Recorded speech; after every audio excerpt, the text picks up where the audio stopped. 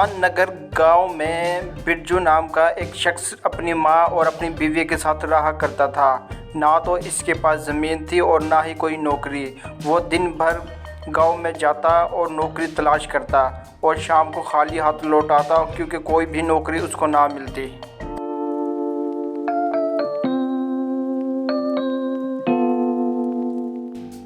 मैं क्या करूं शालू, मुझे तो अब समझ ही नहीं आता कि अब घर का गुजारा कैसा होगा।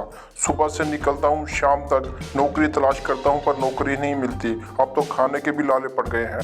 आप ऐसे करें, आप गांव में निकलें और हर शख्स से पूछें, किसी को शायद कोई नौकरी की तलाश हो, शायद आपको काम आज मिल ही जाए। शालू, वैसे तुम बात तो ठीक कर रही हो। रोज की तरह आज भी निकलता हूँ, शायद आज कोई नौकरी मिल जाए। मैं लोगों के पास जाता हूँ और उनसे पूछता हूँ, शायद किसी के पास कोई काम हो और शाम को हमें रोटी मिल जाए। बेटा, दूसरे गांव की तरफ मत जाना। दूसरे गांव के लोग बहुत ही गुस्से वाले हैं, वो बात बात पर झगड़ने लग जाते हैं। ठीक है माँ, मैं आपकी बात ज़रूर मानूंगा और दूसरे गांव की तरफ नहीं जाऊंगा। मैं कोशिश करूंगा कि अपने ही गांव में आज मुझे कोई काम मिल जाए। बिरजू सुबह सुबह घर से गांव की तरफ नौकरी की तलाश में निकल पड़ता है कि शायद आज उसे कोई काम मिल जाए। अरे भाई, आप तो मुझे इसी गांव के लगते हैं। क्या आपके पास कोई नौकरी है? मैं कई दिनों से बेरोजगार हूँ, मुझे काम करने के लिए चाहिए। अरे भाई, आप तो मुझे बहुत गरीब आदमी नज़र आते हो और ऊपर से आपके पास नौकरी भी नहीं। मेरे पास भी इस वक्त कोई काम नहीं है। अब कोई और देख लो, शायद किसी और के पास काम हो। रोज़ घर से सुबह सुबह निकलता हूँ कि शायद कोई काम मिल जाए, वो घर में कुछ खाने के लिए मिल जाए। एक बूढ़ी माँ और एक बीवी है, लेकिन रोज़ खाली हाथ लौटता हूँ, काम नहीं मिलता। ठीक है भाई, आप गांव में तलाश करें, आपको शायद कोई नौकरी मिल जाए। अगर नौकरी ना मिले तो आपने कल मेरे पास ज़रूर चक्कर लगाना है। मैं कुछ ना कुछ आपका बंदोबस्त ज़रूर कर दूंगा। ठीक है, मैं कहीं और जाता हूं और लोगों से पूछता हूं, शायद नौकरी हो, वरना मैं आपके पास आऊँगा। बिरजू नौकरी ढूंढता हुआ दूसरे गांव की तरफ निकल पड़ा। अरे भाई, मुझे यहाँ पर कहीं नौकरी मिलेगी। मुझे काम की बहुत ज़रूरत है, मैं बेरोज़गार हूँ। मैं अच्छे मूड में घर से निकला था। मुझे नहीं पता था कि तुम जैसा मनहूस आदमी मुझे मत्थे लग जाएगा। अब सुबह सुबह तुम मेरे मत्थे लग गए हो, पता नहीं अब सारा दिन कैसा गुजरेगा। चलो। अरे भाई, इसमें गुस्सा होने वाली क्या बात है? मैंने तो सिर्फ तुम्हें नौकरी के बारे में ही पूछा था, तुम तो मुझ पर गुस्सा ही करने लग गए हो भाई। कल भी तुम जैसा एक मनहूस आदमी ही मेरे मत्थे लग गया था और मेरा सारा दिन खराब गुजरा था। तुम हमारे गांव में पता नहीं कहां से आ जाते हो।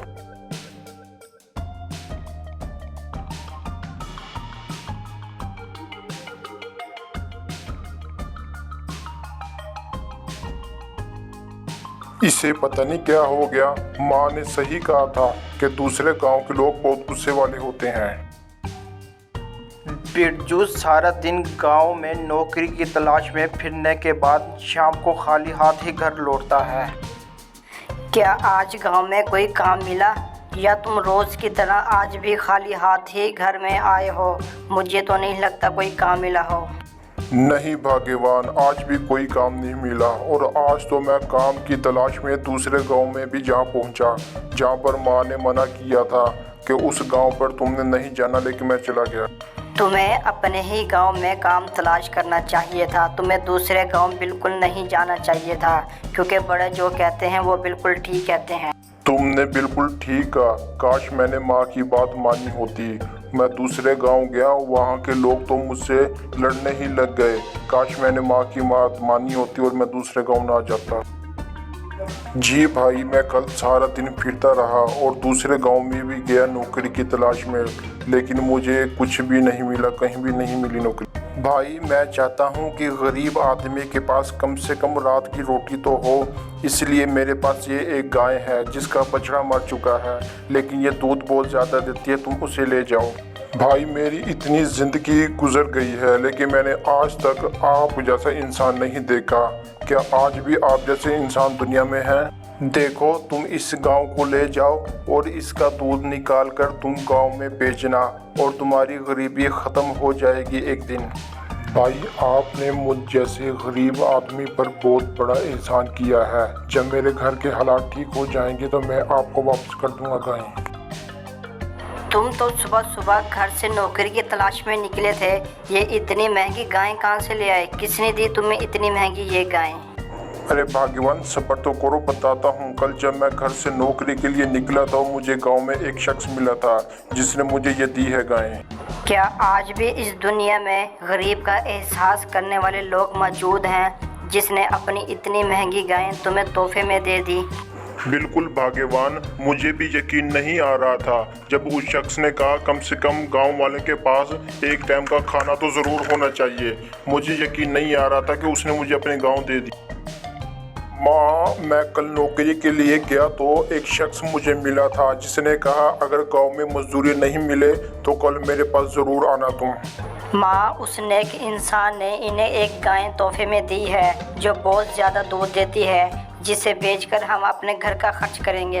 बेटा, इस दुनिया में हर तरह के इंसान पाए जाते हैं। जो बद इंसान हैं वो भी पाए जाते हैं और नेक इंसान भी पाए जाते हैं, जिनकी वजह से ये दुनिया अभी तक चल रही है। माँ, हैरानगी तो इस बात की होती है कि पूरे गांव में एक शख्स भी नौकरी देने के लिए तैयार नहीं, लेकिन इस नेक इंसान ने इतनी भारी रकम की गाय मुझे गिफ्ट दी।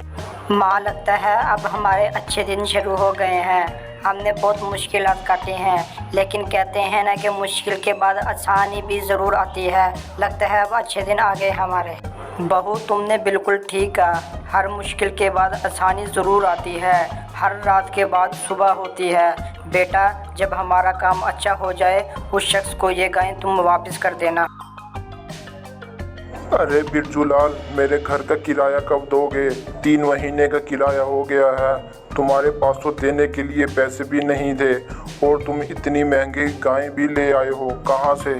सेठ साहब, इस महीने में आपका सारा किराया अदा कर दूंगा। क्यों ना कि एक नेक बंदे ने मुझे ये गायें गिफ्ट दी है। उसने कहा तुम इसका दूध बेचकर अपने घर का गुजारा करो। अरे बिरजू लाल, किराया तो आ ही जाएगा, लेकिन तुम्हारी तो निकल पड़ी। तुम्हें इतनी महंगी गाय किस इंसान ने गिफ्ट में दी है, मुझे बताओ ज़रा। सेठ साहब, आपको तो पता है मैं बेरोज़गार था और हर दिन गांव में निकलता था मजदूरी की तलाश में, लेकिन मुझे कोई भी मजदूरी नहीं देता था। एक शख्स ने मुझे देखा और कहा ले बिरजू, इंसान को ज़िंदगी में कुछ बनने का मौका बहुत कम मिलता है, इस मौके से फ़ायदा उठाना। शेर साहब, आपने बिल्कुल ठीक कहा, लेकिन मेरे पास ये ज़िंदगी का पहला और आखिरी मौका है। मैं इस मौके को अपने हाथ से नहीं जाने दूंगा कभी।